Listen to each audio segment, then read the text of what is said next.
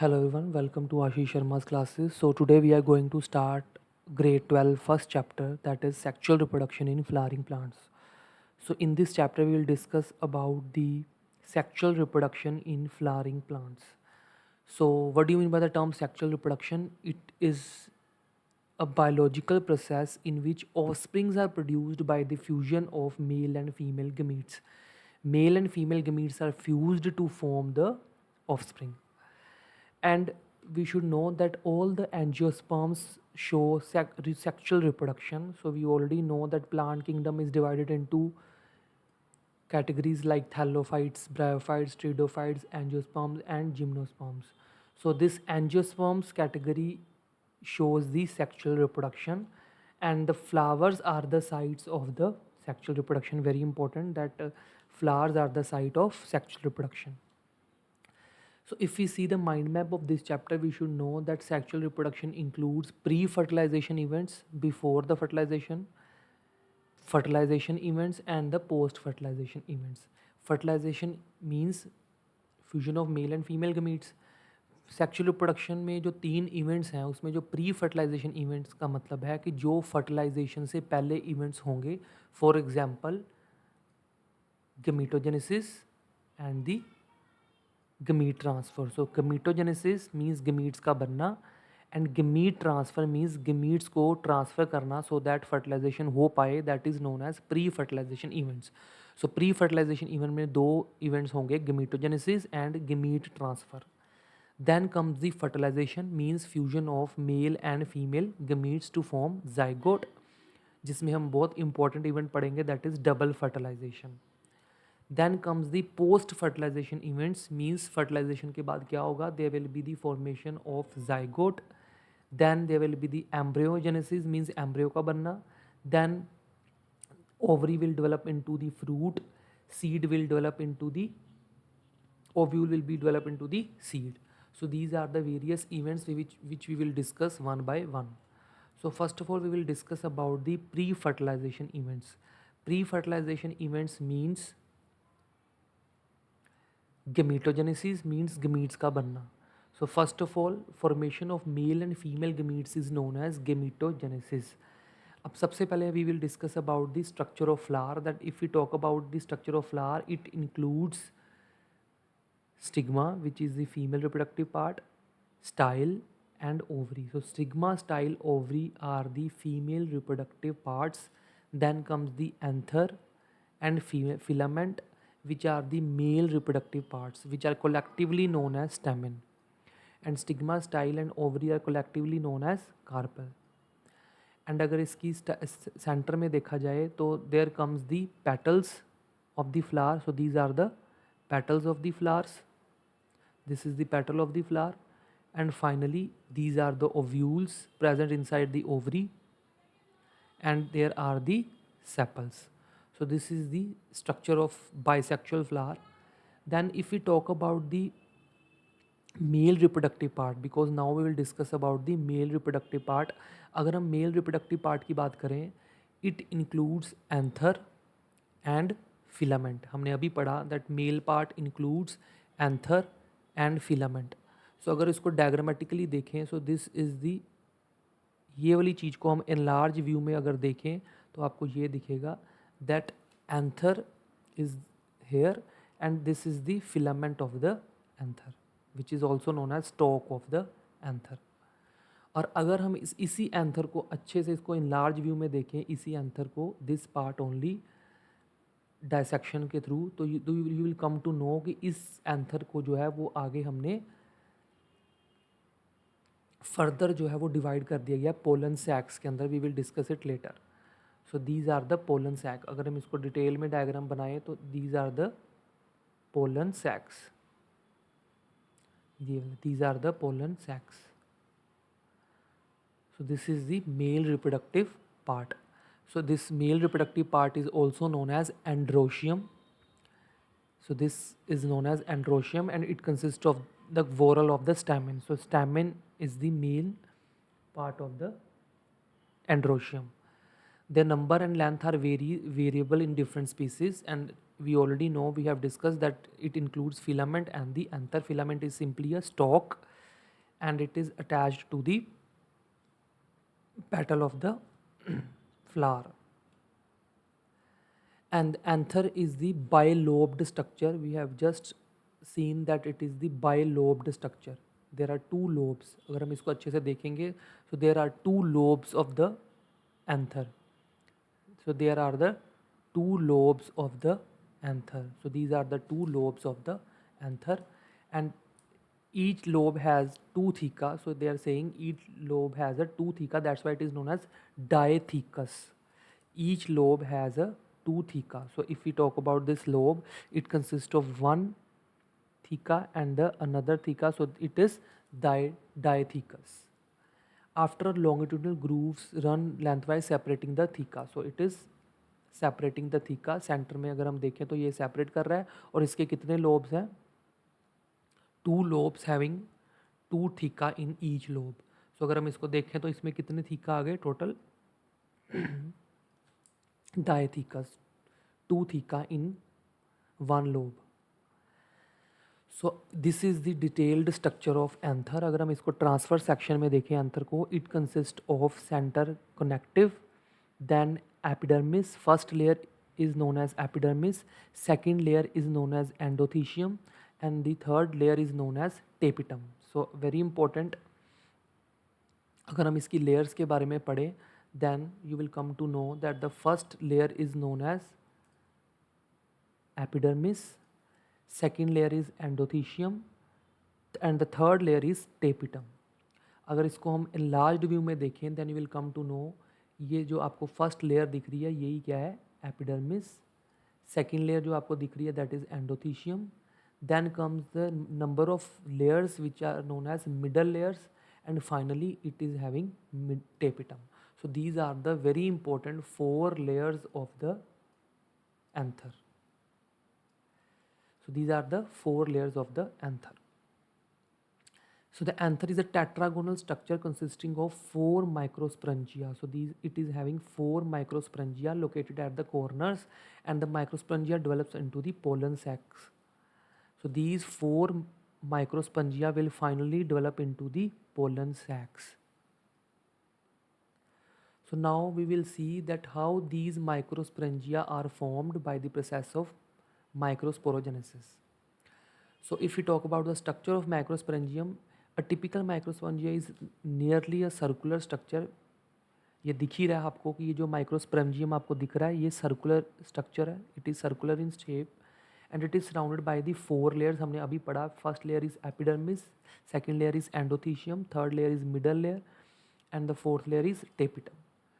So the outer three layers give protection. Very important, ये जो आपको first second and third layer दिख रही हैं, this gives the protection and helps in the dehiscence of the anther to release the pollen. Dehiscence means जब anther जो है वो फटेगा, it will burst out and give the pollen grains like this. ये जो है जब ये अच्छे से जो है वो ड्राई हो जाएगा, it will burst and finally the pollen grains will come. This process is known as dehiscence. तो वही बोल रहे हैं कि ये जो फर्स्ट थ्री लेयर्स हैं they helps in the dehiscence of the pollen grains. Cells of the tapetum contains dense cytoplasm and generally have more than one nucleus. In young anther, each microsporangia has sporogenesis tissue at center. It consists of compactly arranged homogeneous diploid. So in the center there comes the microspore mother cells, very important cells. So these microspore mother cells helps in the formation of microspores. Microspore mother cells helps in the formation of microspores.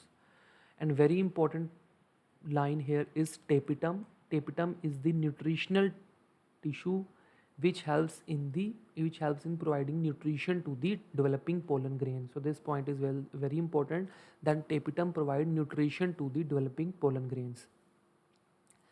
Now we will discuss about the formation of microspores from the microspore mother cells, which is known as microsporogenesis.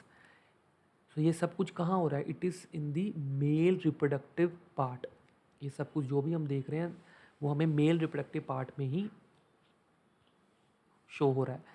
As the anther develop, जब भी ये anther धीरे धीरे develop होगा, each sporogenous sales, हमने अभी पढ़ा कि सेंटर में कौन से सेल्स हैं? Sporogenous sales. These sporogenous sales finally convert into the microspores by the meiotic division means meiosis. So जब भी meiosis होगी, ये जो microspore mother cells हैं they will convert into microspore tetrads. So microspore tetrads क्यों बोल रहे हैं हम, क्योंकि ये जो इनके जो cells हैं वो 4 डिफरेंट स्ट्रक्चर्स में आपको दिख रहे हैं.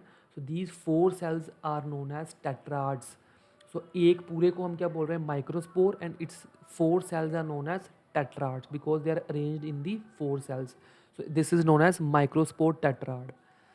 Formation of microspores from pollen mother cell is known as microsporogenesis. Simply microspores का बनना from pollen mother cells is known as microsporogenesis. Very important. अब धीरे धीरे जब माइक्रोस्पोर्स बनते जाएंगे एज द एंथर मेच्योर, जब एंथर मेच्योर होगा, डिहाइड्रेट होगा, उसमें से वाटर कंटेंट निकलता जाएगा, then finally microspores dissociate from each other, they will separate from each other, and finally they will convert into the pollen grains. And each microsporangium contains thousands of pollen grains, जो आपको यहाँ पर दिख ही रहा है that there are thousand of micro pollen grains inside the microsporangium, and they are release with the dehiscence of the anther. जब भी एंथर अच्छे से जो है वो मेच्योर हो जाएगा, फाइनली जो है वो पोलन ग्रेन्स जो है वो बर्स्ट आउट हो जाएंगे, and this is known as a matured dehiscensed anther. Very important diagram. अब जब ये पोलन ग्रेन्स निकल रहे हैं, तो अगर आपको कोई पूछे which is the male gametophyte of the plant, so जो मेल गमीटोफाइट होता है वो फाइनली इसको क्या बोलते हैं हम, पोलन ग्रेन, जो कहाँ से निकला अभी, माइक्रोस्पोरेंजियम से. सो माइक्रोस्पोरेंजियम के अंदर से जो आपको ये पोलन ग्रेन्स दिखे हैं, they are known as pollen grains, and these are known as male gametophyte, and they are generally spherical. अगर आप इस स्ट्रक्चर को देखोगे, these are the pollen grains, so these are the spherical shaped structure. So this is the stage, these are the stages from where these pollen grains go.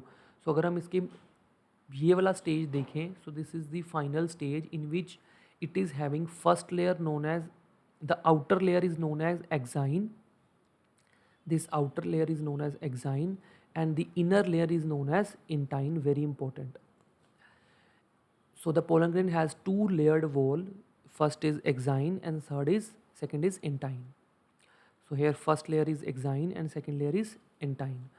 Exine की अगर हम बात करें, it is the hard layer. So it is a hard protective layer which is made up of sporopollenin. Very important question as per the board exams. अगर हम CBSE, Punjab board और any board exams की बात करें, so this is very important question that exine के अंदर ऐसा क्या हाईली रेजिस्टेंस ऑर्गेनिक मटेरियल होता है जो पोलन ग्रेन को कितने सालों तक जो है वो रिटेन करके रख सकता है. So that is known as sporopollenin. So this sporopollenin is a organic material present inside the exine layer of the pollen grain, which can withstand high temperature, strong acids and alkali, and nobody can degrade it. Any enzyme cannot degrade this sporopollenin. तो ये आपको याद रखना है कि sporopollenin कहाँ पड़ा है, एक्साइन के अंदर, और कोई भी इंजाइम इसको डिग्रेड नहीं कर सकता. ये it is highly resistant, it can withstand high temperature, strong acids and bases. और अगर हम एक्साइन की लेयर की बात करें तो आपको एक्साइन के बाहर एक पोर्स भी दिखेंगे. So there are pores in the exine layers. So these are known as germ pores where sporopollenin is not present. So ये वो वाला पार्ट होगा जहाँ स्पोरोपोलिन एब्सेंट होगा. So that part is known as germ pore in the exine layer. So exine layer में हम देखेंगे कि जर्म पोर जो है वो प्रेजेंट होगा. यहाँ पर कहीं ना कहीं जर्म पोर्स होंगे आपको, जहाँ से जो है पोलन ट्यूब निकलेगी. We will discuss it later. और वो जर्म पोर जो होगा वहाँ पर स्पोरोपोलिन नहीं होगा. Pollen grains are preserved as the fossil due to the presence of sporopollenin. हमने अभी पढ़ा बिकॉज स्पोरोपोलिन जो है वो हाईली रेजिस्टेंट ऑर्गेनिक मटेरियल है, इसकी वजह से we can preserve the pollen grain also. Then comes the next layer that is intine. अगर हम इंटाइन की बात करें, it is the continuous layer which is made up of cellulose and pectin. So these are the organic material present in the intine. और अगर हम sales की बात करें, आपको दिख ही रहा है कि there are two cells, vegetative cells and generative cells. So these are the, so this vegetative cell is the abundant food reserve, having abundant food reserve and large irregular shaped nucleus. So vegetative cells की अगर हम बात करें, it is having a abundant food reserve and having a irregular shaped nucleus. और अगर हम vegetative cell की बात करें, इट इज़ स्मॉल, आपको दिख रहा है, it is little bit small and has a and floats in the cytoplasm of vegetative cell and it is spindle shaped. See this generative cell, it is spindle shaped and having a dense cytoplasm. It will finally go in, make a tube known as pollen tube. We will discuss it later. So this was all about the male reproductive system of the flower, जिसमें हमने पढ़ा that includes filament and anther. Anther को और detail में जब हमने पढ़ा, it includes the 4 layers, epidermis, endothelium, middle layer and epiderm. Then अगर हम इसके अंदर देखें तो it includes microspore mother cells. Microspore mother cells से क्या बनेगा, microspores, that is known as microsporogenesis. And वो माइक्रोस्पोरोजेनेसिस से क्या बनेंगे, माइक्रोस्पोर्स. और माइक्रोस्पोर्स फाइनली मेच्योर होंगे तो क्या बनाएंगे, pollen grains. And those pollen grains are known as male gametophyte. And male gametophyte which is pollen grain consist of intine and exine. So this is all about the male reproductive system. Now we will talk about the female reproductive system, that is known as gynoecium. So the female reproductive system is known as gynoecium. If there is only single pistil which is the female part, अगर सिर्फ एक ही pistol जो है वो आपको दिख रही है फ्लावर के अंदर, that is called monocarpellary condition. और अगर आपको ज़्यादा पिस्टल्स दिख रही है, more than one, that is called multi carpellary condition. और इनकी आगे भी आपको याद रखना है कि मल्टी कार्पलरी मीन्स अगर आपके पास काफ़ी सारे पिस्टल्स हैं, अगर वो फ्यूज्ड हैं, if they are fuse that is called syncarpous condition. And if they are all free then that is known as apocarpous condition. और इनकी डिफरेंट एग्जांपल्स आपको एनसीईआरटी में दी है. फॉर एग्जांपल हिबिस्कस की ये डायग्राम दी है which is showing multi carpellary condition. Then multicarpellary syncarpous condition is shown by the papaver. Then multicarpellary apocarpous condition is shown by the micaelia. So these are the examples of the monocarpellary and multicarpellary condition of the female part. और अगर हम female reproductive parts की बात करें, it consist of stigma, style and ovary. तो आपको यहाँ से दिख ही रहा है, it consist of stigma, style and ovary. So these are the female reproductive part. Stigma is simply a landing platform where a pollen grain will come. So आपको पता है स्टिग्मा वो वाला रीजन है. अगर हम इसके डायग्राम की बात करें, so this is the female reproductive part. So अगर हम स्टिग्मा की बात करें, this is stigma, this is stigma and it is the landing platform for the pollen grain. मैंने आपको pollen grain की डायग्राम बताई कि अगर pollen grain अगर गिरेगा, it will come on the stigma. So it will come on the stigma. Then style, it is the connecting link between the stigma and the ovary. So it is a cylindrical path beneath the stigma, and ovary is the basal bulged part. So this is the ovary which consists of number of ovules. So this is the ovary which consists of number of ovules. Having the ovarian cavity, it is having the ovarian cavity in which placenta is located, and from the placenta rising a ovules. So number of ovules in an ovary may be one. So there can be one ovule which is in case of wheat, paddy and mango, and there can be many ovules which can be in the case of papaya, watermelon and orchids. So these are the various parts of the female reproductive system. Then we will discuss about the megasporangium, जिसको हम क्या बोलते हैं, ovule. So this which we were discussing, these are the ovules present inside the ovary. So these ovules are known as megasporangium. Like microsporangium हमने क्या पढ़ा था, microsporangium हमने पढ़ा था this part is known as microsporangium. This part is known as microsporangium. Same megasporangium here is ovule. So ovule here is a megasporangium, and this is the diagram of the ovule. Very important diagram. This is the diagram of ovule.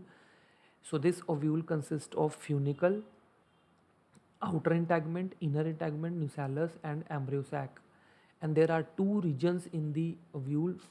Here is the micropylar region and the chalazal region. So ovule is attached to the placenta by a stalk. So ovule is attached to the placenta by a stalk known as funicle. Funicle is the stalk of the ovule. So this is the stalk of the ovule, and it consists of hilum, which is the connecting junction between the body of the ovule and the funicle. This funicle is attached with the body of the ovule through this junction, which is known as hilum. And it consists of integuments, outer integument, this is the outer integument, this is the inner protective integument. And then it is, these integuments are having the nucellus inside it. So it is the nucellus which consists of reserve food material. So it consists of reserve food material, very important.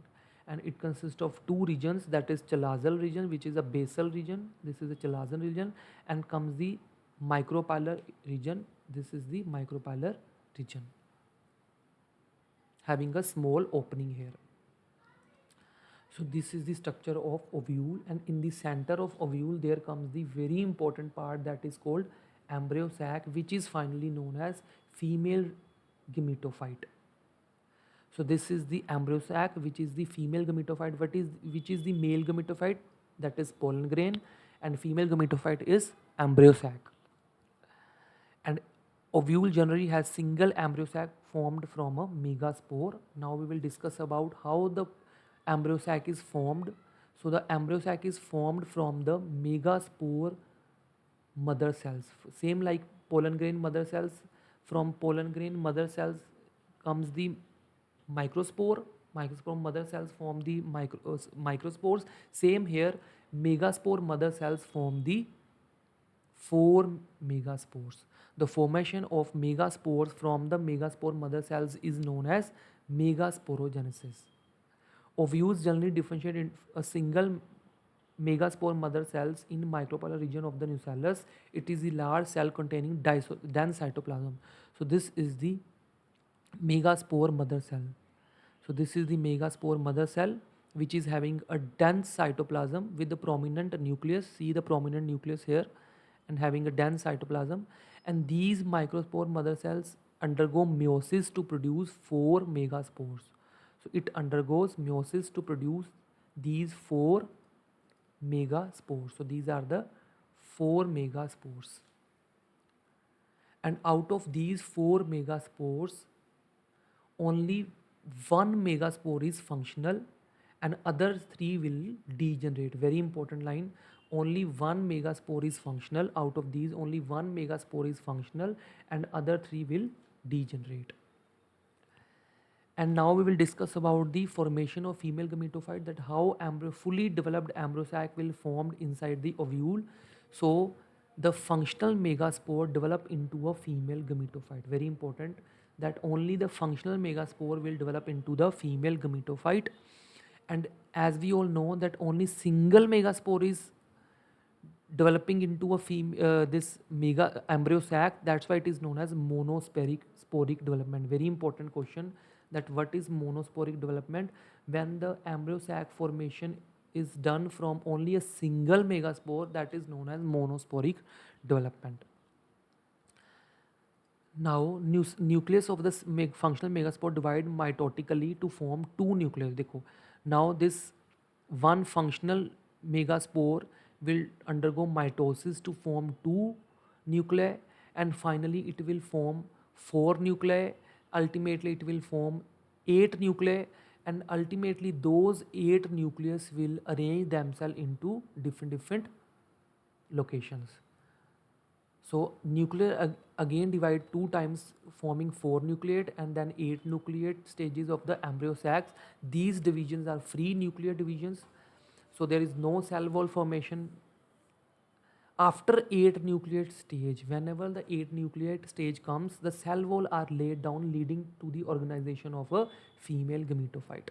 So first of all देखो यहाँ पर कोई भी आपको cell wall नहीं दिख रही है around the nucleuses.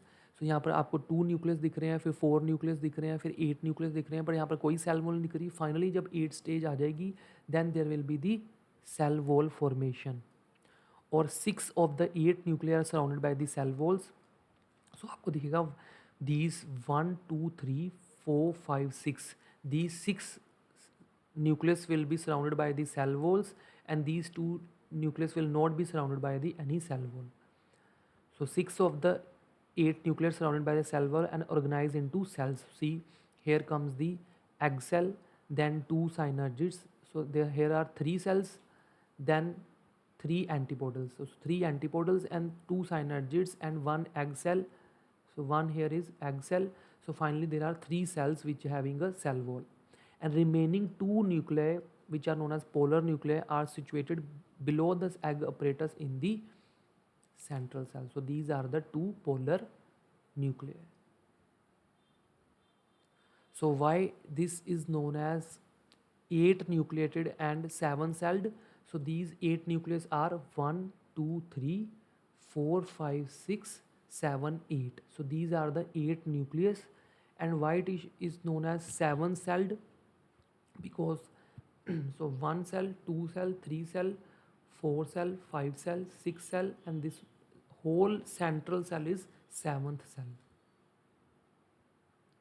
So we will see it, distribution of cells within the embryo sac. They can ask you in the board exam. So it is 8 nucleated and 7 celled. Here 3 cells of synergids, 3 cells in which 2 are synergids and 1 is egg cell at the micropylar end, which is known as egg apparatus. So this whole part is known as egg apparatus. Then comes the synergids have a special thickenings, very important. These synergids have the special thickenings. So here are the special thickenings known as filiform apparatus. So these are the filiform apparatus which helps the pollen tube to form a go towards the egg to fuse with it. So they guide the pollen tube inside into the synergids. So these filiform apparatus will guide the pollen tube towards the synergids.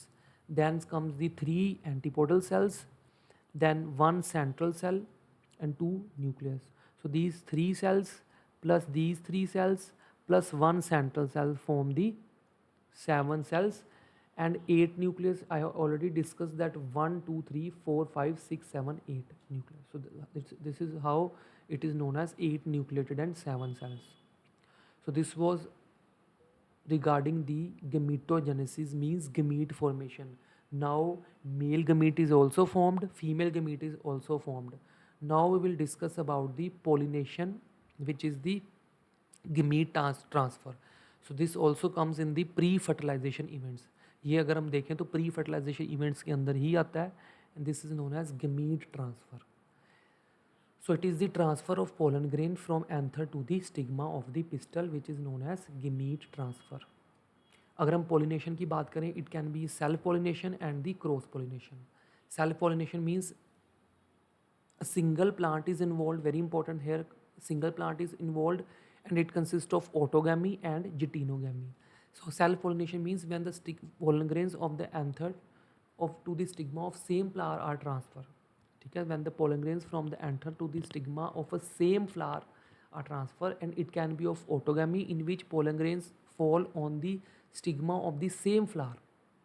For example, अगर हम diagram भी बनाएं, then we'll come to know that if it is a flower, इसी का male part इसी के female part के ऊपर जो है वो जाएगा, that is called as autogamy. So in which pollen grains are transferred from the stigma from the anther to the stigma of the same flower, that is called as self pollination. और अगर हम geitonogamy की बात करें, it is also self pollination. Why? Because the pollen grains of this flower is transferred to the stigma of this flower. So again the plant is same, so that's why it is also known as self pollination. So this is known as geitonogamy, and this is known as autogamy. The pollen grain falls on the stigma of the different flower of the same plant. So flower is different but the plant is same, so that's why it is known as self pollination. But if we talk about the cross pollination, if we will talk about the cross pollination in this plant is different. Now the pollen grain from the anther to the stigma of the different plant will be known as cross pollination or xenogamy or the allogamy. So it involves two different plants, so that's why it is known as cross pollination. Now we should also know that if you want to do cross pollination, there comes the various agents through which cross pollination occurs. So cross pollination जो है वो directly नहीं होगी. There are some agents, for example abiotic agents which includes wind and water. इसमें क्या होगा, wind और water के ज़रिए जो है वो एंथर्स जो है, एंथर में से जो पोलन ग्रेन्स हैं they will go towards the stigma. And there comes the biotic agents, for example insects, birds, bats and mollusc इनके थ्रू जो है वो फर्टिलाइज पॉलिनेशन होगी. For example entomophily, ornithophily, chiropterophily and malacophily. ये आपको याद होना चाहिए. Pollination through insects is known as entomophily, pollination through birds is known as ornithophilie, pollination through bats is known as chiropterophilie, and pollination through mollusks is known as malacophilie. So हमने अभी पढ़ा autogamy में that the pollen grains from the anther to the stigma of same flower is known as autogamy. Transfer जो है वो एक ही plant flower में हो रहा है, एक ही प्लांट के अंदर, that is called as autogamy. And इसकी एग्जांपल्स जो है वो आपको दिखेंगी. For example viola, then oxalis. और अगर हम बात करें कि there are two types of flower जो ऑटोगैमी में जो है वो सेल्फ पोलिनेशन में जो है वो हेल्प करते हैं, that is chasmogamous flower, very important, than the cleistogamous flowers. So अगर हम इन दोनों के डिफरेंस की बात करें, because board point of view में this is very important topic. Chasmogamous flower means the flower are open, exposing the anthers and the stigma. So they are exposed, their flowers are exposed, so automatically their anthers and stigmas are also exposed. But clistogamous की बात करें, so clisto से याद रख लो, Cl means closed, means their flowers are closed, so the anthers and the stigma are not exposed. So if these flowers are exposed, so automatically their chances of cross pollination is here. So the chances of cross pollination is here, but the chances of cross pollination is not possible. क्यों? क्योंकि यहाँ पर जो flowers हैं they are closed. यहाँ पर जो flowers हैं वो closed हैं, इसलिए cross pollination के chances हमें नहीं मिलेंगे. Pollinators are often required during the process of pollination because this is a cross pollination. So हमें pollinators, for example wind, water, insect, so ये pollinators की ज़रूरत पड़ेगी for the cross pollination. So as it is closed, so no need of any pollinators. Then anther and stigma does not lie close to each other because they are open, so they are not close to each other, and it is closed. So automatically अगर ये plant flower closed है तो automatically इनके जो anther और stigma वो भी एक दूसरे के पास में होंगे. तो flowers are not autogamous. So ये flowers जो है वो autogamous नहीं होंगे. autogamy हमने अभी पढ़ा, self pollination नहीं होगी, ठीक है. and the flowers are invariably autogamous. So means invariably आपको ये ऑटोगैमस मिलेंगे, मीन्स इसमें क्या होगी, self pollination. Seed sets is not assured and assured seed sets. तो अगर आप इसमें देखो क्रॉस पोलिनेशन में देखो तो यहाँ पर क्रॉस पोलिनेशन हो रही है, और अगर हम इसमें देखें क्लिस्टोगैमस फ्लावर में तो क्रॉस पोलिनेशन नहीं हो रही है, तो सीड्स जो हैं वो एश्योर्ड होंगे, बिकॉज पूरे चांसेस होंगे यहाँ पर कि सेल्फ पोलिनेशन हो ही हो. यहाँ पर पूरे चांसेस नहीं है कि क्रॉस पोलिनेशन होगी ही होगी. अगर ना हुई तो सीड के चांसेस नहीं होंगे. So this is the diagram of the chasmogamous flowers having the exposed flowers, and these are the clistogamous flower having the closed flowers. So you can draw this diagram in the paper. Then comes the, we have discussed about the geitonogamy कि जिसमें जो है वो pollen grains जो है वो transfer होंगे anther to stigma of another flower of same plant. And xenogamy में हमने पढ़ा कि वो जो फ्लावर होगा वो होगा क्या, डिफरेंट प्लांट का होगा, जिसकी वजह से xenogamy होगी. And what are the various agents, biotic agents में क्या होंगे, wind, pollination through wind is known as anemophily, and it is very common. और इसमें जो विंड पॉलिनेटेड फ्लावर्स होंगे they are very have a single ovule in each ovary and numerous flowers packed into an inflorescence. For example corn cob में जो है वो आपको wind pollination दिखेगी। The tassels are stigma and the style which wave in the wind to trap pollen grains. तो उनकी जो style and stigma होगी वो क्या करेंगे, they will wave in the wind to trap the pollen grains. And और इसकी best जो एग्जांपल है वो ग्रासेस भी आपको मिल सकती है। और ये बड़ा इंपॉर्टेंट क्वेश्चन है कि एनीमोफिली के लिए, अफेक्टिव एनीमोफिली के लिए, अफेक्टिव पोलिनेशन के लिए, विंड पोलिनेशन के लिए हमें क्या फ्लावर्स में कंडीशन दिखती हैं, अडाप्टेशंस दिखती हैं, that the enormous amount of pollens. So there are enormous amount of pollen, so that कि ज़्यादा से ज़्यादा पोलन ग्रेन्स जो हैं वो यहाँ से विंड के थ्रू जो हैं वो जा पाएँ और ज़्यादा से ज़्यादा जाकर कहीं ना कहीं जाके जो है वो स्टिग्मा के ऊपर लैंड करें। First is enormous pollen grains. Then second, pollen grains are light. So अगर उन्होंने जाना है through wind so they should be light and non sticky, ताकि वो अच्छे से विंड के थ्रू जा सकें। They are phone well expose stamens. So अब ये वेल एक्सपोज स्टेमिन्स होनी चाहिए ताकि इजीली पोलन ग्रेन्स जो है वहाँ पर लैंड कर सकें। Large and फैदरी stigma, very important, उनके जो स्टिग्मा होते हैं दे आर फैदरी, सो दैट उनको वो हेल्प करे फ्लाई करने में। So they are feathery to trap airborne pollen grains. So large feathery stigma, so stigma is also feathery so that ये जो स्टिग्मा है वो अच्छे से कैप्चर कर सके उसको। And pollen grains are also having feather like structures, so that आप उनको वो फ्लाई करने में हेल्प करे, सो दैट वो ईजिली फैदर्ड स्टिग्मा के ऊपर गिर सके। Then comes the pollination through water. So pollination by water is known as hydrophily and इसकी best example है Vallisneria, Hydrilla and Jorestra. सो जोस्ट्रा, ये तीनों बड़ी इंपॉर्टेंट एग्जांपल्स हैं। सो वेलिसनेरिया की मैंने आपको डायग्राम्स भी यहाँ शो की हुई है। सो आपको पूछ सकते हैं the female flower reaches the surface of water. देखो फीमेल फ्लावर जो है वो नीचे से जो है वो सरफेस के ऊपर आ रहे हैं by the long stalk and the male flowers और the pollen grains are released on the surface. So see these are the various male flowers which are present on the surface and they are carried by the water currents and reach the female flower and finally they will fertilize it.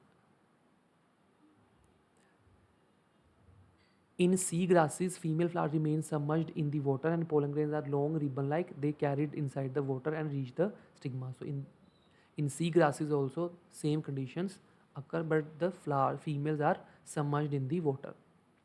And very important, if there is a condition of hydrophily, then the pollen grains here are mucilaginous. उनके बाहर mucilaginous covering होगी जो उसको protect करती है wetting से। And wind and water pollinated flowers are not very colourful, क्योंकि उनको कलरफुल होने की ज़रूरत नहीं है। So and they do not produce nectar, क्योंकि they do not need any insect और एनी टाइप ऑफ एनिमल और बर्ड। सो उनको कोई भी कलरफुल अट्रैक्टिव होने की ज़रूरत नहीं है और ना ही उनको नेक्टर बनाने की ज़रूरत है।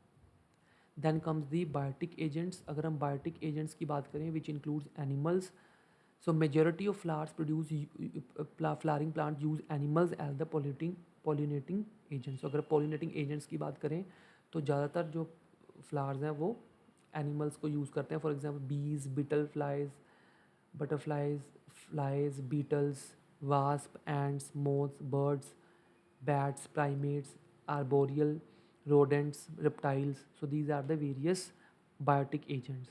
And the pollination by insect is known as entomophily, particularly in case of bees.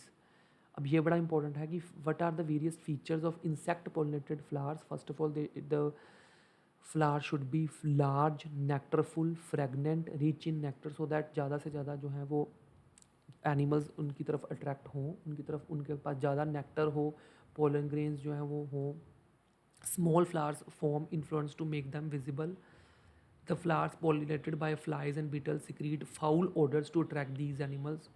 So these produce the foul odors so that animals are attracted. And these are pollen grains are sticky. When the animal comes in contact with the anther and the stigma, its body get pollen grains.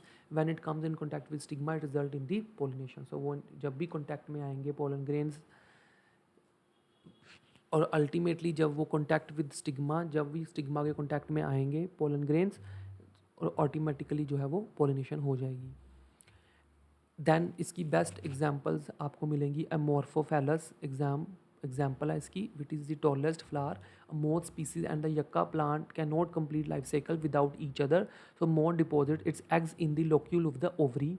सो अगर आप देखो तो यक्का plant के अंदर ये moth जो है वो अपने एग डिपॉजिट करेगा and flowers get pollinated by the moth. और फाइनली जब मोथ वहाँ पर आएगा उसके साथ पोलन ग्रेन्स भी आएंगे और अल्टीमेटली जो है they will pollinated by the moth. Then there comes the interesting event known as pseudo-copulation, which is very important. An interesting modification of flower shape for insect pollination occurs in some orchids, in which male insect mistakes the pattern of orchid flower. So उनको लगता है कि ये जो orchid flower है, female का part है, ये उनके फीमेल पार्ट के जैसे है. उनको लगता है ये जो ऑर्चिड फ्लावर का जो स्ट्रक्चर है वो उनके फीमेल स्ट्रक्चर के जैसा है. वो उनको मेड उनके साथ कोपुलेट करने की कोशिश करते हैं और फाइनली जो है उनके साथ क्या लग जाते हैं, पोलन ग्रेन्स जो हैं वो स्टिक कर जाते हैं स्टिग्मा के ऊपर and that process is known as pseudo pollination. So insect pollination occurs in some orchid in which a male insect mistakes the pattern on the orchid flower for female species and tries to copulate with it, with thereby pollinating the flower. Very important. So this is how the pollination occurs in the bees. How, with the help of bees, how they are taking the pollen grains from the one flower and they are landing on the another flower and pollen grains are deposited on the stigma. Then comes the various outbreeding devices in the flowers. So flowers are having very important outbreeding devices in which the pollination, self pollination is prohibited. For example, continued self pollination result in the inbreeding depression. अगर आप continuously self pollination करते जा रहे हो there comes the inbreeding depression, जिसकी वजह से क्या होगा, प्योरिटी तो रहेगी बट न्यू करेक्टर्स नहीं आएंगे, वेरिएशंस नहीं आएंगी, अडाप्टेशंस जो हैं वो नहीं आएंगी. To avoid self pollination, autogamy को अवॉइड करने के लिए and to encourage cross pollination there are various devices in the plants which promote cross pollination. So plant के अंदर एक ऐसे डिवाइसेस हैं, ऐसे मैकेनिज्म्स हैं जिसकी वजह से जो है वो क्रॉस पोलिनेशन के बजाय सेल्फ पोलिनेशन के बजाय क्रॉस पोलिनेशन को प्रमोट करते हैं. And those devices are known as outbreeding devices. For example avoiding synchronization. Synchronization का मतलब होगा प्रॉपर तालमेल. सो अगर pollen grains are released before the stigma, अगर पोलन ग्रेन्स पहले ही रिलीज हो जाएंगे स्टिग्मा से तो ऑटोमेटिकली उनको क्या करनी पड़ेगी, cross pollination, because stigma is not matured this time. अभी स्टिग्मा मेच्योर नहीं हुई है, पोलन ग्रेन्स जो रिलीज़ हो चुके हैं तो उनको फाइनली किसी और स्टिग्मा के ऊपर जो है वो लैंड करना पड़ेगा. And stigma become receptive before release of flower. या तो स्टिग्मा जो है वो पक्के से मेच्योर हो चुकी है बट अभी पोलन ग्रेन्स नहीं बने हैं, एंथर अभी मेच्योर, स्टिग्मा अभी मेच्योर नहीं हुआ है, ओ सॉरी या स्टिग्मा इज़ मेच्योर अभी नहीं हुआ है. तो फिर क्या होगा अगर स्टिग्मा मेच्योर नहीं हुई है तो मीन्स पोलन ग्रेन को कहीं और जाना पड़ेगा पोलिनेशन के लिए.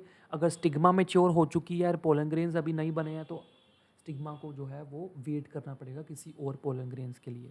So this is known as avoiding synchronization. Both are having their different maturing times, जिसकी वजह से जो है वो पोलिनेशन, क्रॉस पोलिनेशन के चांसेस ज़्यादा है.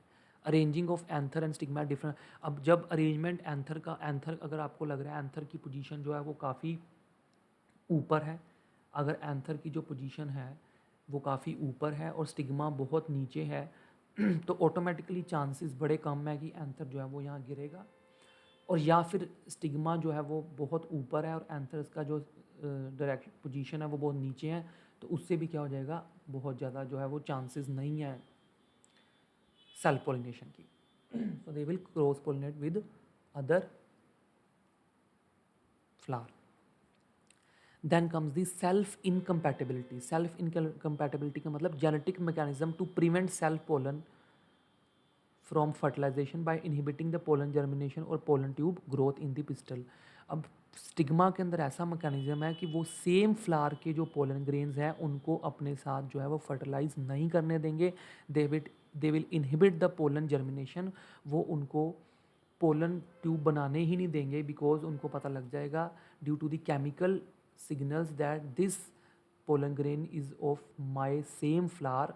सो अल्टीमेटली वो जो है वो उसको इनहिबिट करेगी पोलन जर्मिनेशन के लिए. That mechanism is known as self incompatibility. Production of unisexual flower. If male and female flowers are present on the same plant, that is condition is known as monoecious. It prevents the autogamy. So अगर if male and female plants are present on the same flower के ऊपर पड़े हैं, it prevents autogamy. So वो autogamy को prevent करेंगे but not geitonogamy. वो autogamy को तो प्रिवेंट करेंगे ताकि उनका अपना मेल जो है उनके अपने फीमेल के ऊपर उनको पोलिनेट ना करे, but they can not prevents geitonogamy. In dioecious plants, flowers are present on the different plants, or that is known as dioecious. In dioecious plant, male and female are present on the different flowers. For example, that condition is known as dioecious. This prevents the both autogamy and geitonogamy. So अगर वो flower dioecious होगा, अगर वो plant dioecious होगा, so automatically this prevents the autogamy and geitonogamy. Self pollination नहीं होगी अगर plant क्या है डाइशियस, और अगर वो मोनोशियस है तो सेल पोलिनेशन के चांसेस पूरे हैं. Then comes the pollen pistil interaction, that how pollen pistils are interacted with each other. So अगर हम ये पोलन ग्रेन को और दिस फीमेल पार्ट को देखें, the how they are interacting, it is the process in which pistil recognizes the compatibility और incompatible pollen grains through the chemical components produce by them. वो देखेंगे कि पोलन फीमेल पार्ट जो है वो देखेगी कि is a pollen grain compatible for me to fertilize, उसको बोलते हैं compatibility. Pistil accept the compatible pollens and promote cell post pollination events. So pistil जो है वो देखेगी कौन सा पोलन जो है वो कंपैटिबल है और उसी को जो है वो पोलिनेट करने देगी. And it rejects the incompatible pollens by preventing pollen germination और pollen tube growth. So that is known as pollen pistil interaction. There will be the chemical interaction between pollens and pistil, in which pistil will recognize the compatible and the incompatible pollen grains. Pollen grains germinates on the stigma to produce pollen tubes, and finally जो compatible pollen grain होगा वो germinate करेगा, pollen tube बनाएगा through the germ pore, and the content of the pollen grain move into the pollen tube. So देखो ये जो content of pollen tube है, ये जो pollen tube का automatically content होगा वो pollen tube के through जो है वो it will reach towards the style, and the pollen tube grow through this tissues of stigma and style and reaches the ovary. And in plants which shed the pollen grains at 2 cell condition, जो pollen grains 2 cell condition में, for example vegetative and generative cell condition में अपने जो है वो material को towards the stigma फेंकते हैं, the generative cell divide into two male gametes during the pollen tube growth. So automatically जब ये पोलन ट्यूब बनेगी उसमें से जो है टू मेल गमीट्स जो है वो बनेंगे. कौन बनाएगा? Generative cell. जनरेटिव सेल आपने पढ़ा था, यहाँ पर ऊपर वेजिटेटिव सेल था, यहाँ पर जनरेटिव सेल था. जनरेटिव सेल जो है वो डिवाइड होगा 2 मेल गमीट्स में, और वो 2 मेल गमीट्स जो हैं वो कहाँ जाएंगे? स्टिग्मा के ऊपर से सीधा ovary tak. So this pollen tube will go towards the ovary. So this pollen tube will finally go towards the ovary. In plants which had the pollen grains at 3 cell condition, pollen tubes carry. So किसी में 2 cell condition में pollen tube जो है वो बनती है, किसी में 3 cell condition में बनती है. So pollen tube पहले कहाँ जाएंगे? ovary के अंदर. Finally they will go to the micropylar and then they will go to the ovule. Enters one of the synergids through filiform apparatus, and filiform apparatus guide the entry of pollen tube. So this is how the pollen grain will go towards the pollen grain will make a tube, and then the male gametes will go towards the egg. A plant breeder can manipulate pollen pistil injection even in incompatible pollinators to get the desired hybrids. अगर plant pollinator को होगा कि अगर मैं desired plant जो उसको मर्जी के प्लांट उसने बनाने हैं, अगर उसको इनकम्पैटिबल पोलन ग्रेन को भी फर्टिलाइज कराना तो वो कर सकता है through the manipulation of the genes. Then we will discuss the artificial hybridization. Artificial hybridization means it is the crop improvement or program in which desired pollen grains are produced for the pollination. So हम क्या करते हैं? desired जो हमें ज़रूरी लगता है, जो हमें लगता है कि हम जो पोलन ग्रेन्स को फर्टिलाइज करवाना चाहते हैं, पोलिनेट करवाना चाहते हैं स्टिग्मा के साथ, हम अपनी मर्जी से जो है वो करवा सकते हैं by these steps. So it includes emasculation, bagging, pollination and rebagging. Emasculation means removal of the anther from the bisexual flower bud of female part before the anther dehiscence. So क्या करते हैं हम एंथर को जो है वो anther को जो है वो रिमूव कर देते हैं, जो ताकि सिर्फ फीमेल जो है वो वहाँ पर रहे.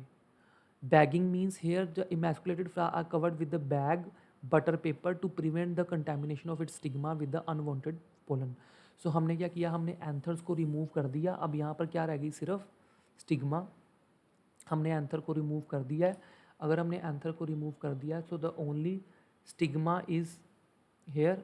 और अब वो स्टिग्मा को कोई भी अनवांटेड पोलन ग्रेन जो है वो फ्यूज़ पोलिनेट ना कर दे, हम इसकी क्या कर देते हैं, bagging. Means we are covering the stigma with the butter paper. That process is known as bagging. Now when stigma attain receptivity, जब स्टिग्मा अच्छे से मेच्योर हो जाएगी, the pollen grains collected from the male parent are dusted on the stigma.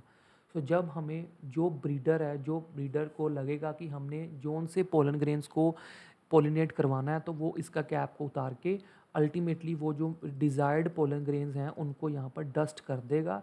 And उसके बाद जो है उसको रीबैगिंग कर देगा, दोबारा से उसके ऊपर जो है वो बैग जो है वो चढ़ा देगा. It is allowed to develop the fruit and finally जो हम डिज़ायर्ड फ्रूट्स चाहते थे, जिस तरह के फ्रूट्स चाहते थे वही बनेंगे. For unisexual flower there is no need of emasculation because वहाँ पर ऑलरेडी एक स्टिग्मा है और वहाँ पर मेल पार्ट नहीं है. Female flowers buds are bagged before the flowers open. So जब तक फ्लावर नहीं बनता उनको पहले क्या करना पड़ता है, बैगिंग करनी ही पड़ती है. So this is all about the pre fertilisation events. हमने प्री फर्टिलाइजेशन इवेंट पढ़ लिए हैं. And now in the next class we will discuss about the fertilization process. So this is all about the pre-fertilization event. So this is all. Goodbye. Take care.